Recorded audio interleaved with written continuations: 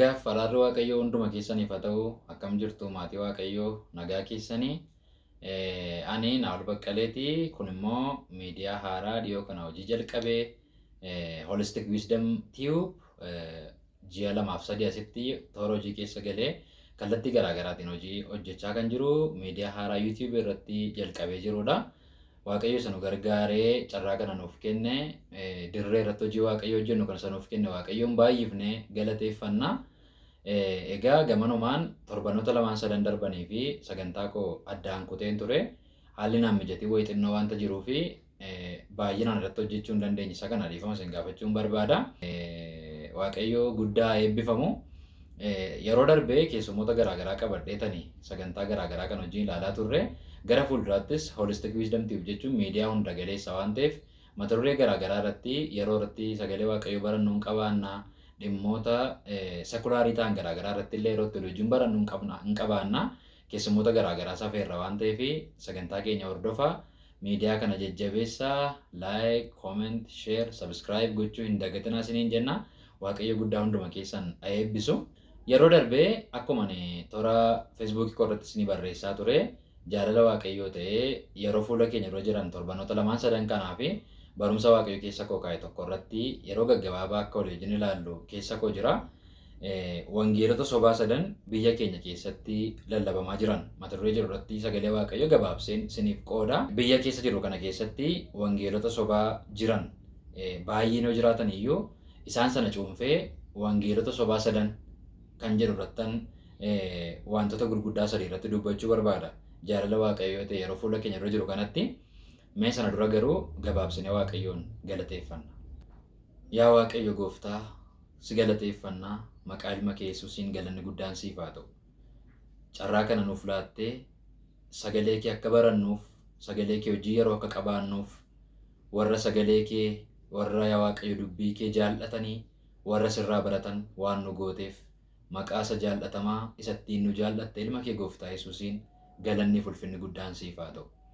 Amma immoo kunoo yaa Waaqayyo fuula kee irratti yeroo eebbifamaa kana akka ati dabaltee nu eebbiftu, akka ati beekumsa sagalee kee laphee keenya keessatti dhangalaaftu, fuula Kiristoos irraa isa keessa namaatti ifu bakkalcha bariisa ta'e sana, bakkalcha garaa namaa ibsu sana, laphee warra dhaga'an hundumaatti akka ibsitu si kadhadheera. Maqaa Yesuusiin jaalala kee haa ta'u. Sagalee kee yaa Waaqayyo namoota dhaga'an kanaaf ibsi. Sagaleen kee amma dhageenyu kun maqaa Yesuus Kiristoosiin jireenya keenya wajjin walaa makatu. Wanta haaraa yaa Waaqayyo sirraa dhaga'uu barbaanna. Tarkaanfii 2-3 isa duraan turre irraa gara keetti kan nu butu, jaalala keetti kan nu butu, beekumsa keetti kan nu butu, mootummaa keetti kan nu butu yaa Waaqayyo. Sagalee haaraa guyyaa har'a akka ati nuuf laattu si kadhanneerra. Hafuura kee nu barsiisi. Inni gara dhugaa beekuutti nama geessu, inni dhugaa hundumaa nama hubachiisu. Hafuurri qulqulluun maqaa Yesuus Kiristoosiin sa'aatii kana nu haa hubachiisu. Waan hundumaaf galanni siif haa ta'u. Maqaa ilma kee Yesuusiin Ameen. Waaqayyo isin haa eebbisu. Yeroo eebbifamaa akka ta'u nan abdadha. Sagalee Waaqayyoon gabaabsee isiniif qooda. Wangeelota sobaa yookaan barumsa sobaa biyya keenya biyya Itoophiyaa kana keessa yeroo ammaa bal'achaa jiran warra kanarrattan waa xiqqoo dudubbachuu barbaada. Wangeela sobaa kan jedhu kana anatu jalqabaaf fayyadame miti. Macaafa qulqulluurraa iddoo garaagaraatti jecha akkas akkasii fayyadamee arganna. Keessumatti barsiisa sobaa kan jedhu kakuu haaraa keessatti iddoo baay'eetti deddeebi'aa ka'aa ture. Xiimotewos 1 boqonnaa 1 yoo ilaalle, boqonnaa 4 yoo ilaalle, boqonnaa 6 yoo ilaalle, Phexros 2 boqonnaa 2 lakkoofsa 1 kaafnee yoo dubbifne akkuma raajonni sobaa saba sana gidduu turanii barsiisonni sobaa immoo isin gidduu jiru jedhee Phexros yeroo barreessu Phexros 2 boqonnaa 2 lakkoofsa 1 kaafnee hin arganna. Barsiisa sobaa kan jedhu macaafa qulqulluu kanarra guuteera. Phaawulosis yeroo waldoota kiristaanaaf barreessu amantoonni barumsa sobaarraa akka isaan of eeggatanii fi barsiisonni sobaas immoo waldaa kiristaanaa baay'ee dogoggorsuudhaaf biyya lafaa irratti ba'anii akka jiran isaan sana amantoonni akka isaan beekaniif wantoota baay'ee barreessa jechuudha. Wantoonni macaafa keenya irratti barreeffamanii hafuura sobaa kan jedhu tokkoffaa Yohaannis boqonnaa 4 lakkoofsa 6 irratti hafuura dhugaaf hafuura sobaa kan ittiin adda baafannu ulaagaaleen barreeffaman jiru. Phaawulos akkasuma lammaffaa Qorontos boqonnaa 11 lakkoofsa 26 irratti Galaatiyaa boqonnaa 2 lakkoofsa 4 irras deemnee yoo ilaalle maal jedha? Obboloota sobaa jedha. obboloota sobaa jedheetu waa'ee namoota barumsa dogoggoraa barsiisanii kana dubbataa jechuudha. Phaawulos poolaayit woordii fayyadama yeroo hundumaa. Obboloota jedheetu obboloota sobaa immoo jedha. Waldaama kiristaanaa keessa jiru jechuudha. Waldaa keessatti barsiisu jechuudha. Baaybiliidhuma fayyadamu jechuudha. Namoota akkasii kanaanii obboloota sobaa jedheetu waldaan kiristaanaa obboloota sobaa irraa of eeggachuu akka isheen qabdu dubbata jechuudha Phaawulos. Akkasuma lammaffaa Qorontos 11:13 irraa illee ergamoota sobaa kan jedhu arganna. Ergamoota sobaa jechuun utuu Waaqayyo isaan hin ergin warra ergaman, ergaa Waaqayyo laataniif warra dubbatan, warra kanaan ergamoota sobaa jedhee lammaffaa Qorontos 11:13 irratti isaanii akkuma seexanni ergamaa ifaa of fakkeessu sana ergamoota ifaa of fakkeessu, ergamoota dhugaa of fakkeessu. Isaan kanatti of eeggadhaa jedheetu ergamoota sobaa jecha fayyadama.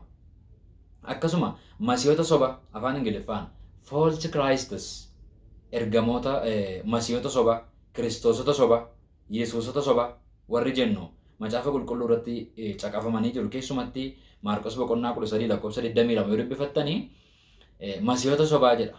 Ergamoota yesuusota sobaa jedha afaan Ingiliffaansa. False Christs. Nuuni Kiristisii hin beeknu, kiristoosota hin beeknu. Kiristoos tokkumatu jira. Yesuusota hin beeknu. Yesuus tokkumatu jira. Garuu yesuusonni sobaa baay'een akka jiran, kiristoosonni sobaa baay'een akka jiran, masiihonni sobaa baay'een akka jiran macaafa kana keessaa Maarqos boqonnaa 13 irratti bal'inaan barsiifamee arganna. Waa'een raajota sobaa akkasuma baay'ee jira. Waa'een kakaa sobaa akkasuma baay'ee jira. Macaafa qulqulluu kana keessatti wantoonni soba jedhaman wangeelota sobaa jedhee warra walitti qabee fudhe kun warra nama sii gadi isinii tarreessu kanadha jechuudha. Egaa waa'ee wangeelota sobaa yookaan kiristoosota sobaa, yesuusota sobaa warra jennu kana gaafa ilaallu soba kan jedhu kana keessumattan maal yaada daa'imman xixiqqoon gaafa reefuu deemsa jalqaban, gaafa reefuu walii wajjin taphachuu jalqabanii warri kaan mana ijaaru, warri kaan makiinaa oofuu, warri kaan hojii garaagaraa irratti hojjetu. Manni isaan ijaaran sun garuu mana isa sobaatii isiniin jedhu. Beeku akka inni mana sobaa ta'e. Konkolaataa isaan oofan sun beeku akka inni konkolaataa sobaa ta'e daa'immanii jechuudha. Manni daa'imman ijaaran manni sobaa kuni mana garuu mana sobaati, mana keessa jiraachuun hin danda'amnedha. Akkuma kana wangeelli sobaa wangeela isa sobaati, wangeelatti jiraachuun hin danda'amne. Practical kan hin taane. Jireenya keessan irratti firoomsuu yeroo isin jettan, ittiin fayyuu yeroo isin jettan fayyina kan isin hin laanne. In lallabama garuu isa sobaati jechuudha. Isa jireenya laachuu hin dandeenyedha. Tangible miti, practically miti. Jireenya laachuu kan hin dandeenye, jireenya kan of keessaa hin qabne, isa sobaa kan jennu kun wangeela akka kanaati jechuudha. Kana lammaffaa Phexros boqonnaa 2 lakkoofsa 17-19 fi Yihuudaa boqonnaa 1 lakkoofsa 12 irratti baay'inaan arganna. Keessumatti inni Yihuudaa boqonnaa 1 lakkoofsa 12 irraa sun Yihuudaan boqonnaa 1 qaba. Maal jedha? Isaan jedha waa'ee barsiisota sobaa dubbateetu isaan akka duumessa bokkaa of keessaa hin qabneeti jedha. Phexros immoo ergaa isa boqonnaa 2 kanarratti maal jedha? Isaan jedha akka burqituu yookaan madda bishaan of keessaa hin qabneeti jedha. Jecha kana akkasin baay'eetti yaadanan barbaada. Burqituu bishaan of keessaa hin qabne. Burqituudha madda dhuguuf yeroo isin naqxan immoo bishaan of keessaa hin qabu. Duumessa irroo baay'attanii gaafa isin ilaaltan immoo wanti keessaa gadi roobu immoo hin jiru. Waaqayyo warra akkasiittiin waa'ee obboloota ko. Barsiisonni sobaa, wangeelli sobaa yeroo hundumaa wangeela jireenya of keessaa hin qabu garuu. Barsiisi sobaa barsiisa jireenya of keessaa hin qabu. Laayifii of keessaa hin qabu. Keessaa jireenya burqu argachuu hin dandeessan. Practically miti jireenya keessan irratti firoomsuuf fettan isa sobaati. Akka namoonni fandiishaa sheeran yeroo nyaatan gaafa bakkeetti akkasitti argan gurguddaadha. Gaafa marratan guddaadha. Gaafa afaan kaa'atan immoo hin jiru afaan namaa keessa. Yookaan immoo yeroo aannan dhuddan yookaan dhugaatii kan biraa yeroo dhuddan oomichi irra keessa jiru suni guutee jira birciqqoo gaafa isin dhuddan immoo hin jiru. Barsiisa sobaa jechuun akkasi. Wangeela sobaa jechuun oomacha isinii hin qabamu. Jireenya isinii hin laatu. Waaqayyo isa kanattiin waa'ee obboloota ko. Namoota wangeela sobaa baratan caalaa namoonni nama gaddisiisan hin jiran. Wangeela sobaan namoonni jireenya isaanii faalame caalaa namoonni nama gaddisiisan hin jiran. Maaliif seexanni jalqabuma iyyuu wangeela wrong interpretationii hiika sobaa wangeelatti laachuudhaan jannata jedhan keessaa dhaabbaa jedhan keessaa dhala namaa baase seexanni. Kitaaba kan biraa quraana geesse miti.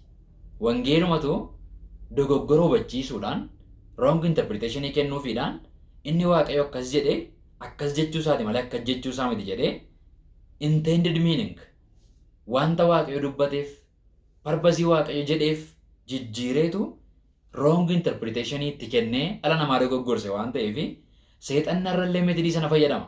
Seexanni meetidii isaan jijjiiru yeroo baay'ee isuma ittiin Addaamiin qoree Yesuusiin qore. Kanaaf har'a waldaa kiristaanaa keessatti namoonni sammuun isaanii hafuurri isaanii wangeela sobaatiin miidhame, wangeela sobaatiin hafuurri isaanii jireenyi isaanii kan miidhame deebisuun namatti kan ulfaatuuf baay'ee nama gaddiisu kanan jedheef maaliif warra wangeela dhugaan dhaga'initti wangeelatu itti mama rakkoo hin qabu. Yesuus tu fayyisaadha jedhamee itti mama.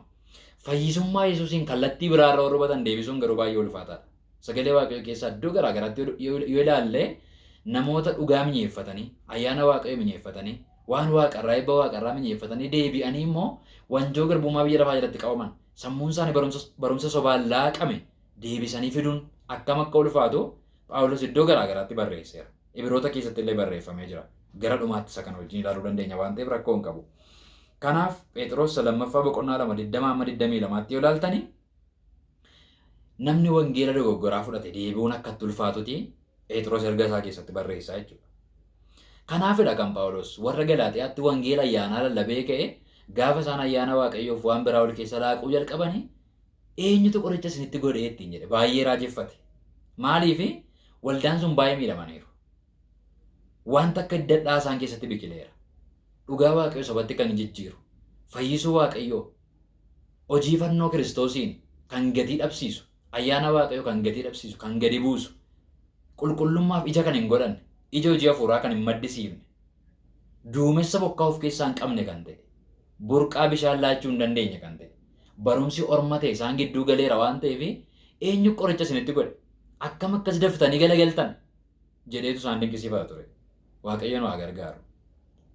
Kanaaf seexanni yeroo barumsa sobaa bal'isu macaafa qulqulluu kana guutummaatti akka hubannu nuun godhu. Guutummaatti nuun ibsu seexanni macaafa qulqulluu.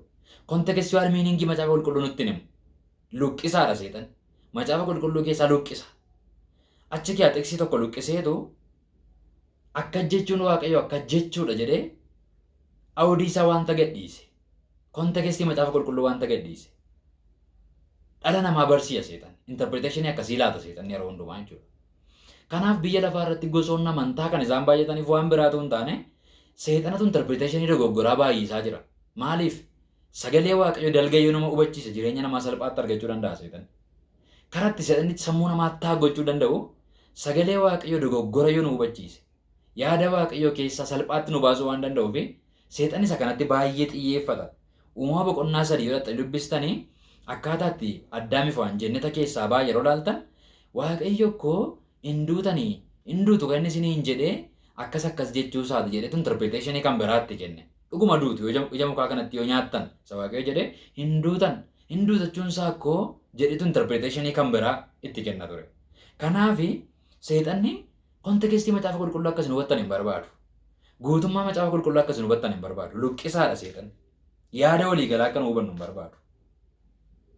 Kanaaf macaafa qulqulluu gaafa dubbifnu kontekstuwaalii isaa hin hubannu taanaan kontekstii isaa hubanne kontekstuwaal miiningii itti ilaannu taanaan yaada walii galaa macaafa qulqulluu akeeka bara baraa Waaqayyoo qabu hubanne eenyummaa Waaqayyoo hubanne akeeka sana keessatti hiika sana keessatti ifa sana keessatti macaafa qulqulluun dubbifnu taanaan seexanni salphaatti barumsa dogoggoraan akka miidhamnu gochuu danda'a jechuudha. Waaqayyo nu haa gargaaru obboloota ko. Kanaaf biyya keenya keessatti jaarraa tokko oliif macaafni qulqulluun lallabameera. Garuu jireenya namaa jijjiirameera. Waldaan kiristaanaa jijjiiramteetti. Heerti biitii Waaqayyoo dhaannaa onnee Waaqayyoo argaa jirti waldaan kiristaanaa. Waldaan kiristaanaa Kiristoositti guddachaa jirti moo gadi guddachaa jirti yoo jennee ilaalle baay'ee waan nama gaddisiisudha. Biyya keenya keessatti dhugaa qabatamaa jiru. Waggaa 150 ol wangeelli nutti lallabameera. Jireenyi keenya garuu hin jijjiiramne. Fedhiin keenya hin jijjiiramne. Amalli keenya hin jijjiiramne. Akka kingdom minded hin taane sammuun keenya akka Kiristoositti yaaduu hin dandeenye. Macaafa qulqulluu irraa baay'ee fagaachaa deemaa jira. Amma umuriin keenya dabalu. Amma barri dhufee darbaa deemu. Hammeenyi keenya dabalaa. Jaalalli Waaqayyoo nu keessatti hirrachaa. Dhugaa irraa fagaachaa yeroo itti deemaa jirrudha jechuudha. Baay'ee nama gaddisiisa. Waaqayyo nu haa gargaaru. Kanaaf Maaltu kanaaf ka'umsa ta'e jedhee an gaafa yaadu tokkoffaa waldaan kiristaanaa barumsa barsiisutti xiyyeeffachaa hin jirtu. Barumsa macaafa qulqulluu barsiisuu kan xiyyeeffatan waldoota kiristaanaa biyya keenyaa keessaa waldaa baay'ee muraasa hin argattan baay'inaan. Namoonni kan biraan wangeela kan biraa fudhatanii wangeela kan biraaf iddoo kennanii jiru. Wangeela gooftaa keenya Yesuus Kiristoosiin yeroo itti lafa kaa'ame keessa jirra. Yeroo itti gatii dhabe keessa jirra. Namni faayidaansaa dheebuunsaa dhaannaa onnee waaqayyoo isa waaqayyo xiyyeeffannaa itti kennu irra hin taane xiyyeeffannaa kan biraarra ta'ee jira. Faayidaan wanti dhalli namaa barbaadu waldaa kiristaanaa keessatti wanti iddoo guddaa qabate. Waldaa keessatti wanta godhamu sarvisii jiru keessaati sa'aatii dheeraa kan qabatu baay'ee iddoo guddaan kan itti kennamu isa waaqayyo iddoo guddaa itti kennuudhaaf ittiin gaaffii namatti ta'a. Namni immoo waan barate fakkaata. Waan nyaate fakkaata namni yeroo hundumaa. Namni barumsa humna qaba. Humna barumsaatti baay'ee nama naan. Waldaan kiristaanaa tokko wanta baay'ee barattu fakkaatti. Mee ilaalaa waldoota kiristaanaa baay'ee. Waldaan kiristaanaa waa'ee hafuura qulqulluu baay'iftee barattu. Sochii hafuura qulqulluu rivaayivaaliitu keessatti ta'a. Waldaan kiristaanaa waa'ee kennuu barattu yeroo hundumaa dinagdeedhaan guddatti fooqii gurguddaa ijaarti. Waldaan kiristaanaa yeroo hundumaa waa'ee ergama biyya lafaatti dabarsuu waa'ee Great Commissionii barsiistu miishinarii ergiti hojii wangeelaa babal'ifti magaalaa keessa deemtee dhugaa baati. Waan barate fakkaata waldaan kiristaanaa. Waan warri isa barsiisan waan warri isa tajaajilan itti xiyyeeffatan fakkaata. Gara sanatti guddata waldaan kiristaanaa. Biyya keenya keessatti immoo waldaan kiristaanaa barumsa irratti xiyyeeffachaa hin jiru. Barumsa irratti xiyyeeffachaa hin jiru. Waan biraa xiyyeeffachaa jira. Waaqayyo nu haa gargaaru. Waaqayyo nu haa gargaaru. Yeroo hundumaa barsiifni dogoggoraa kan inni miidhu immature Christians warra jennu warra hin bilchaatin kiristaanota warra sirriitti hin ga'oomin warra kana miidha yeroo hundumaa barumsi dogoggoraa. Keessumatti Efesoon boqonnaa 4 lakkoofsa 13-14tti yoon isinii dubbisee kunis amma hundumti keenya tokkummaa amantii ilma waaqayyoo beekuu namoota ga'an taane guddannees safara guutummaa Kiristoos bira hamma geenyutti ta'a. Egaa nuyi si'achi ijoolleen dhaana siifachi rukutu warra qilleensa barsiisa namoota xaarotaatiin haxxummaa isaanii isa gowwoomsaadhaan raawwatamuunis fudhataman hin taanu. Egaa nuyi si'achi ijoollee dhaana siifachi rukutu warra qilleensa namoota barsiisota warra haxxee sanaan haxxummaa isaanii warra barumsa sobaa barsiisan sanaan warra liqinfaman hin taanu jedha. 13 irratti immoo maal jedha? Gara Kiristoositti guddannaa jedha. Gara Kiristoositti guddachuu maaliif nu barbaachise? Ijoollee dhaan barsiisa sobaa walii gadi rukutu akka hin taaneef nu gargaara. Namni Kiristoositti guddate abbaan argee san goyyoomsu. Abbaan argee kitaaba argee san goyyoomsu. Waldaan argee san goyyoomsu. Namni argee san goyyoomsu. Namni Kiristoositti guddate. Meechar namni ta'e jireenya hafuuraa kan dagaage. Guutummaa Kiristoosummaa bira amma ga'utti namni gara Kiristoosiin fakkaachuutti adeemu. Barumsa dogoggoraatiin hin nyaatamu. Guddachuutu nuuf ta'a. Bilchaachuutu nuuf ta'a. Barumsa dogoggoraa irraa hafuudhaaf jechuudha. Ndaa'u maal jedha? Qilleensa barsiisa warra haxaarotaatiin isa jedhu kana Ingiliffisaa wind bubbee jedha. Bubbeen humnas qaba garuu yeroo muraasaaf immoo. Bubbeen humna guddaa qaba. Mana iyyuu diiguu danda'a. Nama iyyuu fuudhee deemuu danda'a. Muka jissuu danda'a. Yeroo muraasaaf immoo. Barumsi sobaa akkasi. Seenaa waldaa kiristaanaa achi deebinee yoo dubbifne barumsoonni dogoggoraa har'a biqilan miti. Macaafa qulqulluu irratti duruma bara gooftaan ture. Bara ergamoota. Erga macaafni qulqulluun barreeffamee xumurarraan ga'ames baroota garaagaraa keessatti barumsi dogoggoraa baay'een ka'e waldaa kiristaanaa raaseera. Namoota baay'ee raaseera sodaachiseera. Yeroo muraasaaf ta'a garuu hin darba hundumtisaa bubbeedha waan ta'eef. Humna qaba garuu amma dhufutti immoo waa raasa waa jissa. Namoota warra bilchaatanii jabaatanii warra hin dhaabbatin dogoggorsuu danda'a waan ta'eef waan kana sirriitti barsiisuu qabna. Sagalee waaqayyoo kana sirriitti namoota nyaachisuu qabna. Ofii keenyaa sirriitti nyaachuu qabna. Dhaana si'achi warra rukutu ta'uu hin qabnu. Waaqayyo nu haa gargaaru obboloota ko.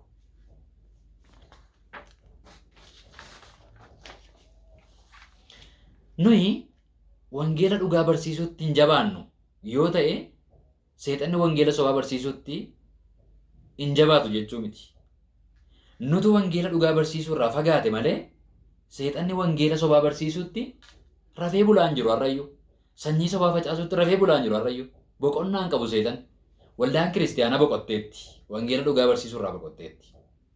Nama dhugaa wangeelaatti himuudhaan, jaalala waaqayyootti himuudhaan, macaafa qulqulluu isa dhugaa barsiisuudhaan, isa makaa hin qabnetti himuudhaan, gara waaqayyootti guddisuu irraa booddee deebiteetti waldaan kiristaanaa. Piroojeektii biraarra jirti waldaan kiristaanaa biyya keenya. Tajaajiltoonni biyya keenya piroojeektii biraarra jiru. Waan biraa bi'uuldi gochaa jiru. Waan biraa lallabaa jiru. Seexanni immoo soba isaa facaasaa jira. Rafaan jiru inni immoo. Yeroo nuyi teenyu seexanni immoo hin taa'u. Dammaquutu nuuf ta'a. Hojjechuutu nuuf ta'a. Waldaan kiristaanaa dammaquutu isheef ta'a. Gooftaan keenya Yesuus gaafa fooniin biyya lafaa irratti dhalatee kwaarii keessa galee faarfate miti. Daaqonii ta'e miti. Garee warra fandii reezii godhanii keessa galeetu gamoo gurguddaa ijaaruuf xiyyeeffate miti. Wanti gooftaan xiyyeeffate manneen sagadaa irra deemee barsiisa tureedha. The power of teaching. Humna barumsaa, humna barsiisaatti nan amanaa. Barumsi humna qaba. Humna sammuu namaa jijjiiru. Humna sammuu namaa haaressu. Humna waldaa kiristaanaa jijjiiru qaba barumsi. Gooftaan maaliif faarfannaan faarfanne biyya lafaarra gaaru? Faarfannaan gadheedha jechuu miti. Faarfannaan kennoota waldaa kiristaanaa qabdu, kennoota waldaan kiristaanaatti fayyadamuu qabdu yaa tokkodha. Maaliif raajuutti hin xiyyeeffanne gooftaa Yesuus? Even miraakilee hojjechuutti hin xiyyeeffanne gooftaa Yesuus. Akka hojii karaa irraatti hojjechaa darbe miraakilee hojjete hundumaa. Xiyyeeffannaan isaa maal ture? Manneetii sagadaa irra deemeetu hin barsiisa ture. Barumsa dhugaa barsiisa ture. Warra Fariisotaa afaan qabachiisa ture. Warra Saaduqootaa afaan qabachiisa ture. Barsiisutti xiyyeeffate gooftaa Yesuus. Maal xiyyeeffachaa irraa? Macaafa qulqulluu barachuuf barsiisutti xiyyeeffachaa irra moo waan biraa xiyyeeffachaa jirra? Waaqayyo nu haa gargaaru. Namni dhugaa yeroo hubatuudha kan inni birmaduu ba'u. Cubbuutti kan inni birmaduu ba'u. Biyya lafaatti eenyummaa isaatti kan inni birmaduu ba'u. Yoomi dhugaa gaafa hubatuudha. Yohaannis 8:32 irratti maal jedha? Isin dhugicha hin hubattu, dhugichi immoo birmaduu isin baasaa jedha. Isin dhugaa maal gootu? Dhugicha hin hubattu. Dhugaa isin hubattan sun immoo maal isin baasa? Birmaduu isin baasan immoo jedha. Seexanni kana waan beekuufiti waldaan kiristaanaa dhugaa akka isheen hubanne barbaada. Utaaltee akka isheen galtu barbaada. Fooqii gurguddaa ijaarutti akka isheen xiyyeeffattu barbaada. Mana gurguddaa akka isheen ijaarutti xiyyeeffattu barbaada. Dhugaa akka isheen hubanne barbaada. Namni dhugaa hubate birmaduu ba'a waan ta'eef. Namni dhugaa hubate Kiristoosii wajjin raayit istaandingii qabaata waan ta'eef. Namni dhugaa hubate, namni dhugaan isaaf galee Kiristoosii wajjin jireenya dhugaa jiraata waan ta'eef. Jireenya waaqayyootti tolu jiraata waan ta'eef. Laphee waaqayyo yaada waaqayyo qabaata waan ta'eef. Seexanni isa kana nu jalaa dhoksee jira. Dhugaa hubachuu nu jalaa dhoksee jira. Waldaa kiristaanaa keessaa nu jalaa xinneessee jira. Waaqayyo nuuf adeebisu dhugaasaa. Waaqayyo nuuf adeebisu. Yeroo hundumaa maddi wangeela sobaa seexana. Seexanaan gooftaa Yesuus inni abbaa sobaati jedhe. Yohaannis 8:44 irratti. Yohaannis 8:32 irratti namni yeroo dhugaa hubatuutii birmaduu ba'a jedhe. Gassiqee 44 irratti immoo seexanni abbaa sobaati jedhe. Akkas jechuun seexanni abbaa sobaa suni soba isaa keessaa barumsa sobaa maddisiisa. Waan waaqayyoon jedhiin jedheera. Lafa waaqayyoon jirree waaqayyoon fidee dhaaba. Lafa yaadi waaqayyoon jira xiyyeeffannaa waaqayyoo lafa hin jirre guddisee nutti agarsiisa. Inni abbaa sobaa sun. Abbaa sobaati inni waan ta'eef. Obboloota koo abbaa sobaadhaan dhaggeeffannu kana booddee. Abbaa sobaa duukaan luuccofnu kana booddee. Waaqayyo gara dhugaa isaatiitti nu haa deebisu. Galanni waaqayyoof haa ta'u. Egaa barumsa kanaaf seensa isinitti dubbachaa jira. Kilaasii kana keessatti seensa kana isinitti dubbadhu. Seensa barumsa kanaati. Barumsi kun luqqisii gurguddaa lama, versii gurguddaa lama irra dhaabbata. The key verses of this teaching. Caqasawwan murteessoo furtuu ta'an lama qabna. Inni jalqabaa lammaffaa Qorontos boqonnaa 11 lakkoofsa 2-4, lammaffaa Qorontos boqonnaa 11 lakkoofsa 2-4 fi Galaatiyaa boqonnaa 1 lakkoofsa 6-9 kan jirudha. Meesa Qorontos boqonnaa 11 lakkoofsa 2 kana maqaa gooftaa Yesuusiin nan dubbisaa akkas jedha. Ani akka durba amanamtuutti Kiristoos abbaa manaa tokkichatti isin heerumsiifachuudhaaf isin kaadhimachiisee waanan tureef akkuma Waaqayyo inaafu anis isiniif nan inaafa. Akkuma bofni haxxummaadhaan Hewaanin gowwoomsite yaadni keessanis immoo karaa irraa kaatee Kiristoos isa garaa qulqulluudhaan of kennitaniif sanarraa galagaltu jedhee sodaadheera. Namni tokko dhufee isa nu isinitti lallabne malee Yesuus isa kan biraa yoo isinitti lallabe yookiis isa kanaan dura fudhattan malee hafuura kan biraa yoo fudhattan yookiis isa kanaan dura simattan malee wangeela kan biraa yoo simattan calluma jettanii hin dandeessu jechuudha. Ameen. Maal jedha? Phaawulos kutaa kana keessatti akka abbaa durbaatti yookaan akka abbaa intalaatti dubbata. Akka abbaa intalaatti dubbata jechuun akka abbaan intalaa gaafa intala isaa namatti kaadhimsiifatu, gaafa intala kaadhimamte mana keessa kaate, gaafa wajjin jiraatu intala sana qulqullummaadhaan eegamtee gaa'ila kabajamaatti akka isheen deemtu, ulfinatti akka isheen deemtu, mana gaarii akka isheen qabattu, abbaa manaa isheef nama gaarii akka isheen taatu, nama manamtuu akka isheen taatuuf guddisuu keessatti ga'ee isaa akka qabaatutti Phaawulos waldaa kiristaanaa Qorontoosii fi abbaa manaa amanamaa Yesuus Kiristoositti akka nama isin heerumsiifachuuf jedhuuttan jira waan ta'eef isiniin hin haafa.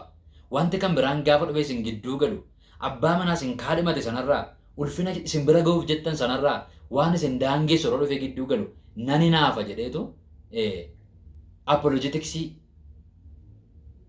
waldaa kiristaanaaf barumsa dogoggoraa irraa isaan eeguu, waldaa kiristaanaa barumsa dogoggoraa irraa tiksuu, waldaa kiristaanaa barumsa dogoggoraa irraa eegee ulfina jedhame sanaan bira ga'uudhaaf akka jiru akka abbaa durbaatti akka abbaa intalaatti dubbataa jechuudha.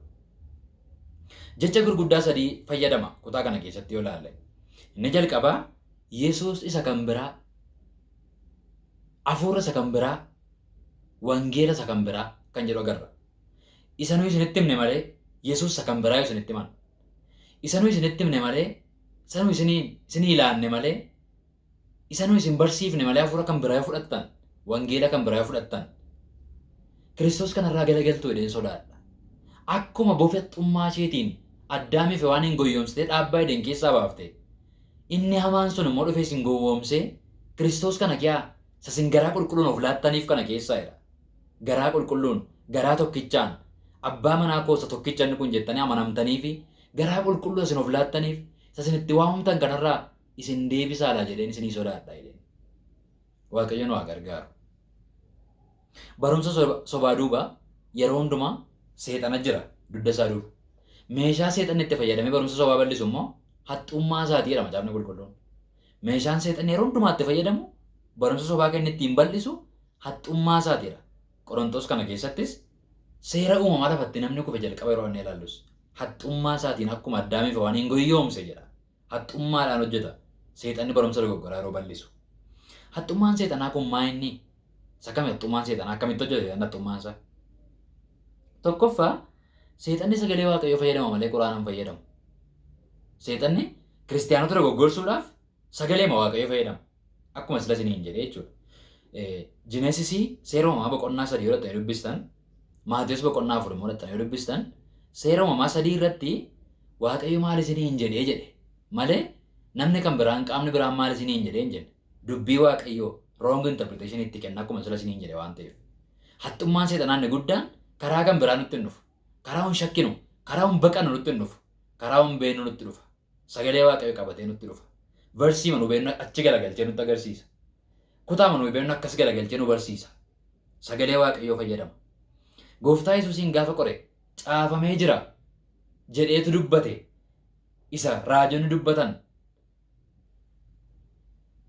Ergamoota isaa siif hin ramada. Harka isaa akkas jala qabaniif mee gad of darbadhu ittiin jedhe. Luqqisaadha seexan. Inni luqqisaa jechuudha yeroo hundumaa. Haxxummaa seexanaa keessaa inni kun isa guddaadha. Inni kan biraan ergamaa Ifaayyoo fakkeessaa jedha. Qorontos 2:11, 13:15 immoo deemnee dubbifne inni ergamaa Ifaayyoo fakkeessaa seexannii jedha. Ergamaa dukkana kunoo an seexana barumsa kan biraan sii fideen jedhu seexan. Barumsa sobaa yeroo nu barsiisu. Ergamaa ifaa fakkeessa. Ifa caaluun fidee dhufeedha. Illumineeshinii caaluun fidee dhufeedha. Kan sammuu namaa ibsu kan caaluun sinii fidee dhufeedha. An ergamaa ifaatiidha. Akkasittiin dhufa seexanni yeroo hundumaa. Inni sadaffaan haxxummaan seexanaa maa inni birmadummaa caalu waan namaa kennu namatti fakkeessa seexan. An akkanaa galutti Addaamiif waan gaafa abbaa Eden keessaa ba'an sana waaqayyo irratti koratanii hamma waaqayyoo ga'uun barbaada. Eenyutu eenyuun gadi jedhaniitu hin taane caalaa waaqayyoon gammachiisuuf jedhaniiti. Isa kan akkasiin hordoftan barbaada. Addaamii fi Hewaaniin seexanni maal ittiin jedhe hamaaf gaarii beekuudhaan akka waaqayyo akka taatan jedhe malee karaa hundumaa akka waaqayyo akka taatan waaqayyo taatu ittiin hin jenne. Hamaaf gaarii adda baaftanii beekuudhaan akka waaqayyo taatu. Isa hamaa ilaaltanii irraa gortu. Isa gaarii immoo waaqa keessan gammachiisuudhaaf itti gortu yommuu kana nyaattan. Ndaa'um caalaa nama waaqayyo isin godha. Caalaa jireenya qulqullummaa isin jiraachisa. Waan hamaarraa akka isin gortan baay'ee isin gargaarayyuu jedheetu birmadummaa caalu jira. Greatness jira jedheetu waan caalu steeppii caalutti agarsiise. Seexanni ragaa barumsa dogoggoraa nutti agarsiisu cubbuutti kuftu nuun jedhatu hin taane cubbuu jibbitu nuun jedhee jalqaba. Akka waaqayyoo taatu nuun jedhee jalqaba. Yaada waaqayyo isa dhugaa argattu nuun jedhee jalqaba. Haxxummaa seexanaa jechuun isa kanaa jechuudha. Ndaa'um maal ittiin jedhee uumama boqonnaa 3 lakkoofsa 1 mee dhaqaa dubbisa. Ingiliffisa akka jedha.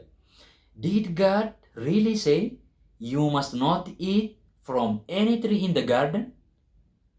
Afaan Oromoon isaa irraa xiqqoo garaagarummaa qaba. Maal jechuudha? Maal jechuu barbaadeeti kutaan kun inni Ingiliffa kallattiidhaan gaafan dubbisu dhugumatii waaqayyoo biqiltoota gaardenii kana keessa jiran dhaabbaa Eden kana keessa kan jiran keessaa waan ta'e tokkumayyuu kan hin nyaatinaa isiniin jedhe qaba. Mirga keessan kan itti sarbe qaba waaqayyo. Firiidemiin keessan guutumin jechuudha reema. Biqilaa barbaadan nyaachuu hin dandeessan jechuudha. Akka gadduu fi wayiitti jechuudha. Mirga keessan guutuu miti jechuudha. Birmadummaa guutuun qabdan jechuudha reema isin. Waaqayyo iddoo itti isin daangeesse qabachuudha jedheetu ani immoo birmadummaa caaluun qaba. Yaada jedhuun dhufe jechuudha. Really God say? Really? Dhuguma? You must not eat from any tree in this garden. Kana keessa waan isin nyaachuu hin qabne any tree muki tokko yoo jira isiniin jedheera jedhee jalqabe. Akka jechuun maal jechuu isaati bilisummaan keessan guutuu miti yaada jedhu keessa isaan galchuu barbaadeetu. Birmadummaan keessan guutuu miti. Waaqayyo kun seera wayii isinitti baay'isee isin dhiphisaa jira. Waaqayyo kun akkasin mirga guutuu hin qabaanne isin gochaa jira jedheetu itti dhufaa jira. Haxxummaa kanaan jechuudha. Kanaaf kutaa kana keessa waan gurguddaa lama na dhiba. Yeroon Addaamii fi Hewaaniin dogoggorse keessaa jechuudha. Inni jalqabaa wanta waaqayyo jedhee bofa akka jetteetti maaliif Hewaaniif kaase? Maaliif Hewaaniin gaafate akka jetteetti? Dhuguma waaqayyoodha jalqabe. Akka jettee akka nama namarraa dhagee wayiitti jechuudha. Waa'ee maaliif akka jetteetti kaase? Namoonni waan baay'ee nama haasofsiisuu barbaada yeroo baay'ee dhuguma akkasii jedhanii dhiisu waanuma beekan. Waan waaqayyo jedhesituu beekan yookaan waan qaamni isinitti himi sun jedhesituu beekanii informationii bal'aa isinirraa argatanii yaada keessan hubachuu yeroo barbaadan maal godhu dhuguma bal'oo akkas jedhee akka jedhee raayyaa bal'oodhaan jalqabu. Achii booddee viyuu keessan baru waan namichi jedhe sanarratti viyuu keessan baru ilaalcha akkamii qabanni immoo yaada jedhan baru baay'ee isin haasofsiisu. Seexanni meetidii kana fayyadame haxxummaa kana fayyadame. Dhuguma jedhee ture waaqayyo akkas jedhee raayee beekaam seexan jedhee jalqabe. Yeroo kana waan immoo dubbachuutti kaate egaa maarree akkas nuun jedhee jetteetu fedha garaa ishee itti haasa'utti kaate. Fedhi garaa ishee maal akka ta'e isinitti agarsiisa. Inni lammaffaa wanti kutaa kana keessaa na dhibu Hewaan waa waaqayyoon jedheen jette. Maal jette? Muka isaa amaaf gaarii ittiin beekan kana hin nyaatina ittis hin bu'ina. Waaqayyo waan isin dhibu ittiin bu'inaan jenne. Kun waan Hewaan itti dabalteedha. Uumama boqonnaa 2:17 irratti hin nyaatinaa jedhee sadii irratti garuu ishee maal jechaa jirti bofaajjin yeroo haasoftu haasaa bal'aa sana keessa viyuu ishee argachuuf yeroo seexanni ishee haasofsiisu baay'ee yeroo haasoftu sana keessa ittuun bu'inaan hin jedheetti. Akka jechuun maal jechuudha? Mirgi keenya sarbamaadha jechaa jirti. Fiilingii akkasii mul'isaa jirti. Birmadummaa guutuu hin qabnu. Waaqayyo xiqqoo seera nutti baay'iseera. Akka abbadeera xinnoo ishee jetteetu viyuu yaada waaqayyo irratti qabdu dubbachaa jirti. Seexanni immoo viyuu keenya argachuu barbaada. Yaada keenya argachuu barbaada. Lafitti yaadi keenya dhabu. Utuu barbaannu, utuu hawwiinu lafa nutti waan hawwiinuuf sana argachaa hin jirre gaafa argatu seexanni isa sana qabatee haxxummaa isaa nutti dhufa waan ta'eef isa argachuu barbaadaara seexanni immoo. Kanaaf maal jette? Ittuun bu'inaan hin jedheette. Hin jenne waaqayyo akkas. Ittiin bu'inaan jenne waaqayyo. Kunuunsaa iyyuu jedhe. Dhaabbaa jedhan hundumaa akka isaan kunuunsaniif jedhe. Ittuun bu'inaan isa shinitti dabalte ture. Ittuun bu'inaa jedhe kan jedhu kanarraa maal hubannaa? Sarbamnee jirra. Mirgi keenya guutuu miti jetteetu seexanaa wajjin akkasittiin diilii gochaa jirti jechuudha. Bilisummaan koo guutuu miti jechaa jirti jechuudha. Seexanni yeroo barumsa dogoggoraa fidu rakkoo keenyaaf furmaanni akka jirutti nutti haasa'a. Bilisummaa dhabuu keenyaaf, waaqayyo wajjin deemuu dadhabuu keenyaaf, yoo koonnee jirra ta'e kufaatii keenyaaf, yoo waan itti keessi keenya nu ceephoo qabna ta'e ceephoo keessa keenya jiruuf bilisummaan caalu jira. There is a new way. Karaa haaraa tokkotu jira. Bilisummaa haaraa tokko jira. Yoo akkas goota waaqayyoon gammachiisuu dandeessu jedheetu furmaanni haaraan akka jirutti dubbata seexanni yeroo hundumaa. Haxxummaa seexanaa keessaa inni kun isa guddaadha. Inni afuraffaani haxxummaa seexanaa keessaa inni guddaa ammaa inni wanti nu jalaa dhokate wayii tokko akka jirutti nutti hima seexan. Wanti nuun galii wayii tokko amala waaqayyoo keessaa, abboommii waaqayyoo keessaa, jireenya keenya waaqayyo wajjinii keessaa wanti nuun galii wayii tokko akka jiru nutti dubbata seexan. Maal ittiin jedhee Addaamii fi Hewaaniin uumama boqonnaa 3:4-5tti iji keessan akka banamu hamaaf gaarii akka beektan jedhe. Iji keessan hin banama gaafa sana. Baay'ee hubattu gaafa sana. Illumination addaas ni dhufa gaafa sana.